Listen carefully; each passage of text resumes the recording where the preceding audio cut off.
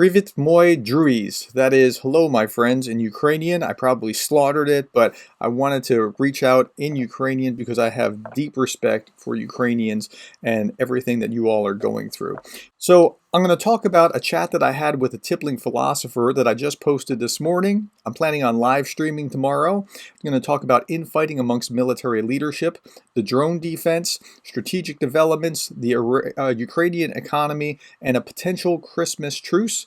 And then finally, we'll end with the war in pictures. Okay, before I get going, I want to talk about live streaming tomorrow. That's Friday, 12 noon Eastern Standard Time, and you'll have to translate. I'd like to know whatever it is that you would like me to address. What are your biggest questions? Don't ask me about, when the war is going to end. My crystal ball is not that clear. I also uploaded a conversation I had with a tippling philosopher. He and I were talking about some of our differences and how even though we do the math differently, he as a liberal atheist that came to this conclusion and me as a conservative Christian that came to this conclusion that Ukraine needs to be supported. How we got there and how we're both trying to do our level best to support Ukraine. It's a really interesting conversation. You should check that out. Okay, I'm going to start today with infighting among the Russian leadership in the ISW. So Russian mill bloggers are really beside themselves about this missile strike that happened just a few days ago, killing hundreds of, 89 according to the official Russian figure, but hundreds of Russian soldiers. The Russian Ministry of Defense was blaming this on the presence and mass use by personnel contrary to prohibitions of mobile telephones, which the Russian mill bloggers are emphasizing that it's extremely wrong to make mobile phones guilty for strikes, right? What the Russian military leadership is doing is blaming the average Russian rather than realizing, you know what, we shouldn't have grouped them all in the same place. We shouldn't have put artillery so close by. Yes, they should not have had those phones out, but this was kind of on us.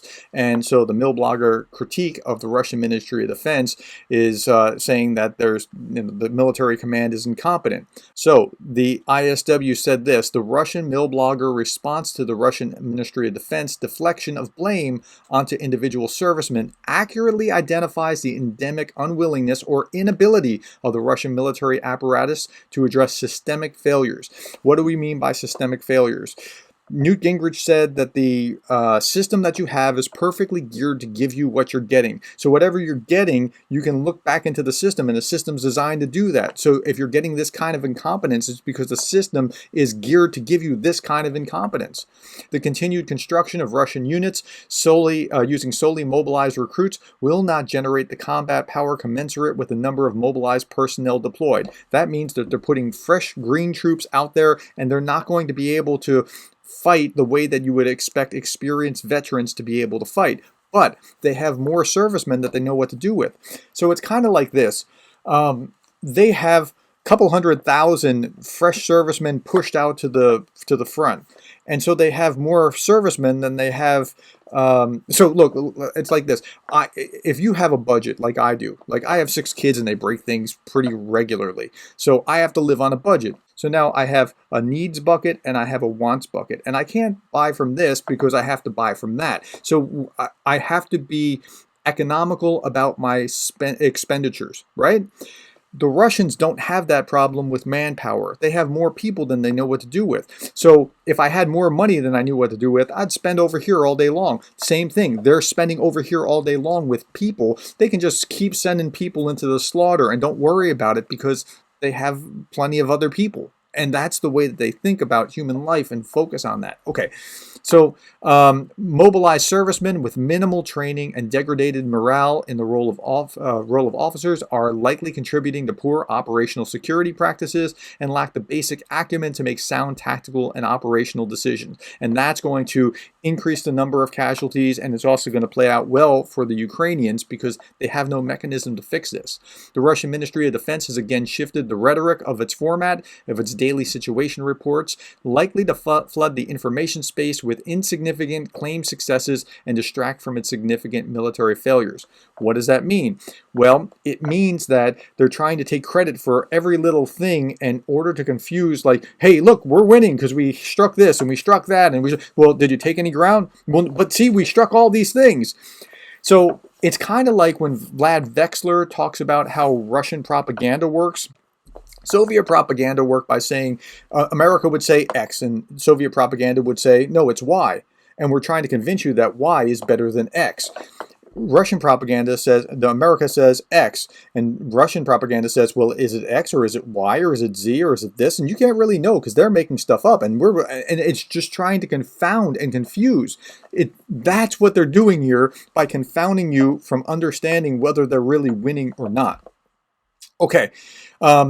Ukrainian main military intelligence directorate Chief Budanov stated that Ukrainian forces intend to launch a major counteroffensive through Ukraine. He expects the fighting to be most intense in March and said that it's planning a major push in the spring that will liberate territory from Crimea to Donbas.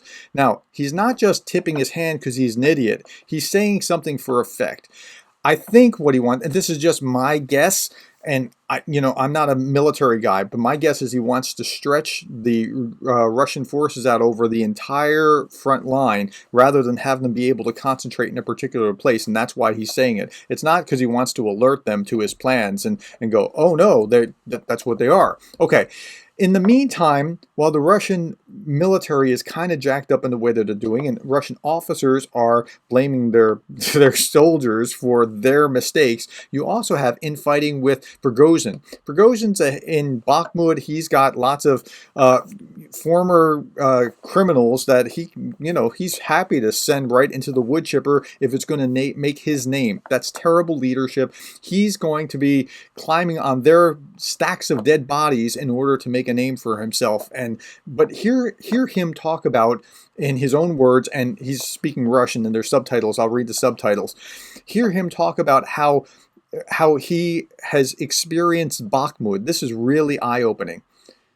Okay, so sometimes more than one day, sometimes fighting for weeks for a single house. Took one house, a second house, a third house.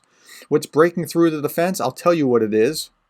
It's taking one house today, and that's breaking through the defense. Now, Bakhmut was one of the only places where they were actually making traction, and he's talking about it's a success if he's taking one house a day? Like, that's bizarre. And behind that, there's more defense, right?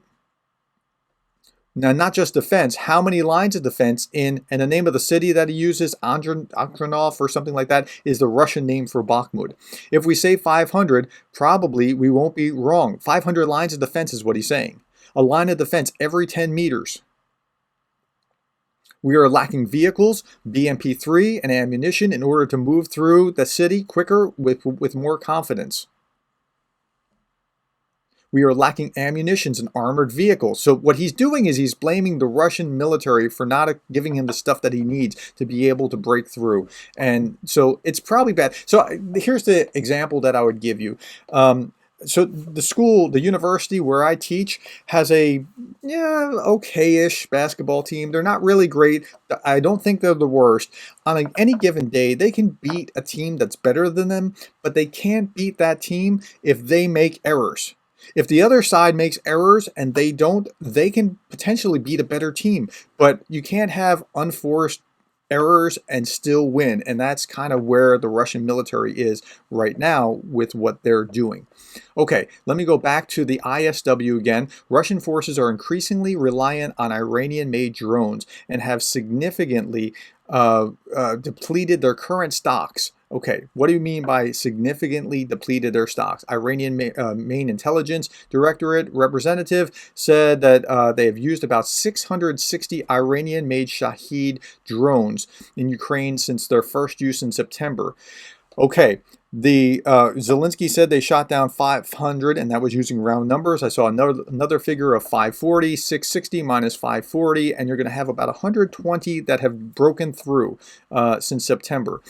But the way that it works is Shahed drones, to break through the Ukrainian air defenses, you need massive swarms of them. So you can't just use 5 or 10 at a time. You have to send 50 of them so that some of them are going to be able to get through.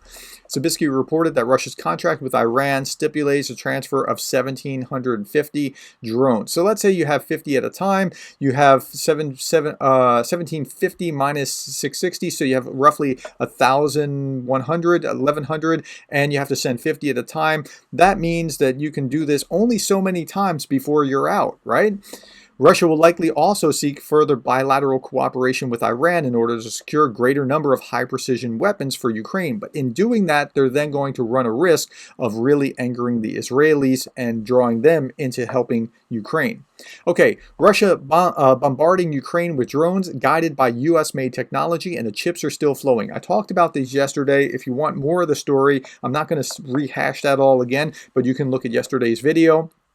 But I want to point out one line. The task of this chip, the American chips, so there's like 40 Western components from 13 different American companies. The task of the chips that they need is to give them orientation in the sky. Without it, the drone doesn't know where to fly. So my son, as I was driving him somewhere yesterday, was talking about these. He said, "Dad, did you see these weapons that the Iranians have? And these things, they're like..." And this is layman, okay? I'm above my pay grade describing it technically, but they shoot like an electric magnetic pulse or something that confuses the operating system, like those chips, and they don't know whose voice to listen to. It's almost like Russian propaganda, but for drones in the sky. And so here's a video of what this actually looks like, and the volume's down, so I'm going to keep commenting. So here's a soldier just giving operational security, and here's the one shooting down the Russian drone. He's targeted. Now this is the little quadcopter kind of drone. He can just capture it. He can just catch it, right? The quadcopter doesn't know what to do, and he can capture it. And these are about the kind of quadcopters that my sons use or have trained on in Civil Air Patrol. And these are great for reconnaissance. They're not the ones that are going to blow things up, but they're great for reconnaissance. And yeah, that's what he used. Now, to drop down the Shahed drones, that's a whole different thing. This article in Political, you need something like this. These are Gepard systems from Germany. Ukraine is swatting away as many Iranian-made drones as Russia can throw at its infrastructure sites, knocking down as many as 80 air vehicles over Kyiv during a Russian surprise New Year's blitz. So far, according to what I've read, as of last night, they've knocked down 84 out of 84 that came against Ukraine. That's a pretty good record. Much of the thanks is made to German-made Gepard system, a vehicle that can send dual streams of 35mm rounds ripping into the sky to hit the drones. At the same time, they're also now training on on Patriot systems. So the training could take up to a few months, but the colonel in command said, "I can only say that training our specialists in the anti-aircraft missile forces takes place as quickly as possible, as was the case with the training of NASAMS and Irish-T. So they're working on it. Now, this is putting the Russians in a dilemma. They have to move their, because the Ukrainians have been able to hit inside Russia at Engels 2 and other places, the Russians have had to move their bombers and other things away from the front and had to move some of their air support systems back into Russia instead of helping at the front. Russia has relocated long-range aviation to Russia's far east, which is an admission that, wow, we can't even keep within our own borders stuff, this close in order to hit Ukraine, because Ukraine can hit them back. The long-range aviation will still be able to fire air-launched cruise missiles. They have a 5,000-kilometer range, but you can pick it up on satellites. And you got to know that the U.S. and NATO are providing this imagery so that they can give them some alerts. However, operating from dispersed locations will add additional maintenance and stress and will further deplete the limited flying hours available on these aging aircraft. So it makes it operationally more difficult. Okay, let me switch gears and talk about the lay of the land economically. Ukraine's economy shrank by more than 30% in 2022. And if that just sounds like a number to you, it's not. It's something very, very significant. 30% is essentially Great Depression levels. How did the Great Depression? You just Google how much did the economy contract during the Great Depression, and gross domestic product declined by 30% during the Great Depression. Just to give you a sense of what this is like. And in addition to that, it's not just the contraction of GDP. There's also damage. The cost of reconstruction and recovery in Ukraine was put at $349 billion in a September assessment by the World Bank. Okay, so what does that mean? So 349 billion, and that was in September. So you got to think it's something like 500 billion at this point. Let's just say. So 500 billion, the Ukrainian GDP is only 200 billion to begin with. So let's say it like this. Somebody breaks into your house and burns your house down, and now it's going to take you 2.5 years of your entire salary before you eat or pay your mortgage or anything else. 2.5 years of your entire productive capacity before you get to square one again. That's what that means. And that's really a bad, bizarre place to be. The only thing that's helping here in Ukraine is that, one, they're propped by the West, right? So the West is still supporting them. And and that is, in spite of the contraction, that's what's keeping them alive. I'd say life support, but that's the wrong analogy, because this is really an acute thing. It's like being in a car accident and having multiple broken legs and arms and, bones in your body. That's going to heal. It's not cancer. It's not long term that's going to inevitably kill you. In fact, they're going to heal and they're going to be stronger in just a few years. I don't know how long it's going to take to rebuild, but they'll be stronger. Okay, in the meantime, let's talk about Christmas and what's going on there. This is photos from a few days ago. In Christmas, this was volunteers giving out packages in Christmas, and that's just awesome, right? I mean, think about the war-tornness, how these children have to grow up in this fear, and just getting Christmas presents is just an amazing thing. I would be happy too if I was a kid and I had toys, but Putin would like to have a Christmas truce. Now, there's difference. The Ukrainians, who are mostly Orthodox if they're Christian, celebrate Christmas on traditionally on January 7th, like what Russia is doing, celebrating on January 7th. That's their date as opposed to December 25th. But Ukraine has decided they're going to go with December 25th, with the Catholic and Protestant world kind of snubbing Russia. And Vladimir Putin has ordered Russian armed forces to hold their fire along the line of contact with Ukrainian troops on January 6th to 7th to observe Christmas celebrations, Orthodox Christmas. Now, I'm of two minds of this.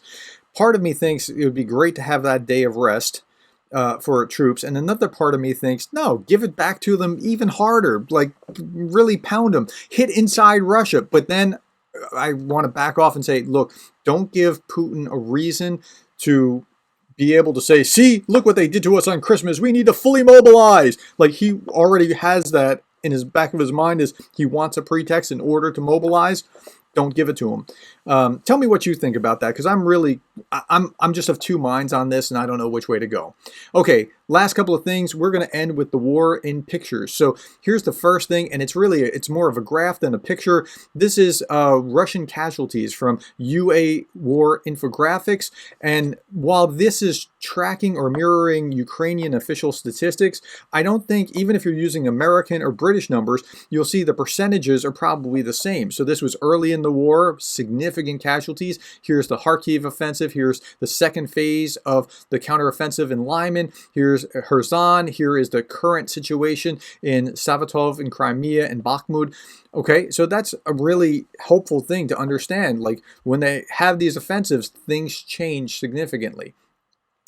Second thing, when the power goes out and they're after a storm, I live in the American East Coast in the South. And so when the power goes out after a hurricane, I appreciate these guys. In the North, where it snows, they appreciate these guys. But can you imagine what it would be like to be a lineman in Ukraine when you have to do this every day after after these missile strikes? A missile might be coming pretty close to you. Like, mad respect to these guys. And then finally, I want to show you this. So these are Russian trucks that are camouflaged to look like they have logs on them when it's not really logs, right? And what this tells you is that they know that they can be spotted and fired upon. So they're doing this for a reason. Like this is trying to hide. So it must be unnerving to know that you're on satellite or drone surveillance at all times. All right, that's all that I have to say. Thank you for your time. If you like this, please give it a like or share it on Facebook. If you want to support me, you can buy me a coffee, and I will be back tomorrow because, like you, I care about Ukraine, and I hope to see you tomorrow. Bye-bye.